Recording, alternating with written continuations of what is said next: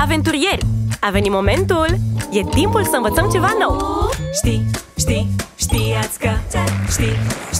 Știați că Roșchi și Coco descoperă Roșchi și Coco descoperă. Astăzi vom vorbi despre munte și mare. Mare și munte, pentru că marea este preferata mea. Să începem! Roșchi Coco Show. Eu vreau la munte! Eu vreau la mare! Ba nu la munte! Ba nu la mare! Ba la munte final! Ba la mare și mai final! Hai mă, Roșchi! Tu tot timpul spui că vrei la mare! Păi și tu de ce vrei tot timpul la munte? Dar ce-ți place atât de mult la mare? La mare avem nisip și putem să facem castele de nisip și putem să ne bălăcim toată ziua. Dar și la munte putem să ne bălăcim, doar că așa cu piciorușele în apă, că e apă rece.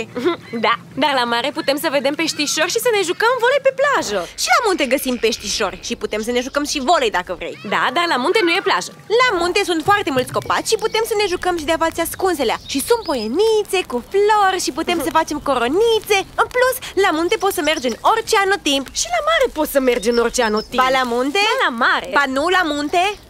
Nu am fost niciodată iarna la mare. Păi atunci, hai să-ți spun un lucru interesant. Știai că iarna la mare apa nu îngheață, pentru că e sărată. Și apa sărată îngheață mai greu. Dar la munte, lacurile sunt de apă dulce și când se face frig afară, totul îngheață. Dar doar la suprafață.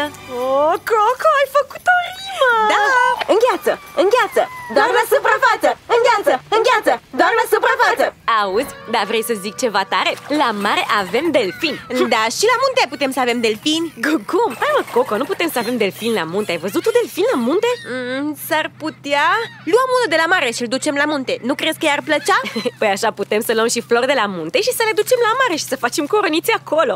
Of, auzi, Roșchi, e ridicol. Hai să nu ne mai certăm. Trebuie să găsim o soluție. Nu există niciun loc unde să găsim și mare și munte? Coco, ești un geniu! Ce idee minunată! Ai perfectă dreptate! Trebuia să ne fi gândit de la început. Coco președinte! Coco președinte! Bine. Vrei să mergem să căutăm un loc unde este și mare și munte? Da, ai harta la tine? Ce întrebare! Orice cercetaș adevărat are la el o hartă și o busolă. Pe cuvânt de cercetaș? Pe cuvânt de cercetaș. Dar mai bine, despre cercetaș vom vorbi în episodul următor. Recapitulare! Cel mai potrivit anotimp să mergi la mare este vara. La munte poți să mergi oricând ai chef. La mare nu sunt poienițe cu flori. La munte nu sunt delfini, dar ar putea să fie. La mare, iarna nu îngheață apa, decât în pahar. Astăzi am învățat ceva. Și marea și muntele au farmecul lor. Orice alege, e important să fii cu prietenii tăi. Și am mai învățat că uneori poți să le ai pe toate în același loc. Dar la munte e mai frumos. Coco!